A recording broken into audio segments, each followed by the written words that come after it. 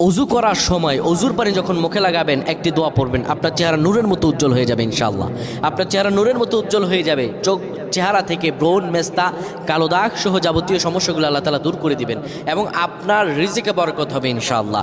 আপনার দোয়াগুলো কবুল হয়ে যাবে। অনেকের চেহারা সুন্দর কিন্তু তাকাতে ইচ্ছে করে না, মনে হয় চেহারায় নুন নাই, কিন্তু অনেকের চেহারাই কালো কিন্তু দেখতেও ভালো লাগে। যেমন এই যে বেলাল হাবশি, চেহারা দিকে তাকালেই শান্তির সুবাতাস বয়ে আসতো। সাহাবীরা যার চেহারা দেখে অনেক প্রশংসিত করিয়েছিল এবং যার কলব স্বচ্ছ ছিল।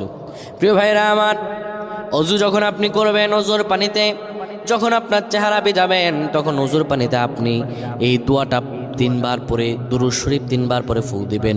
দোয়াটি হলো আল্লাহু নূরুস সামাওয়াতি ওয়াল আরদ, আল্লাহু নূরুস সামাওয়াতি ওয়াল আরদ।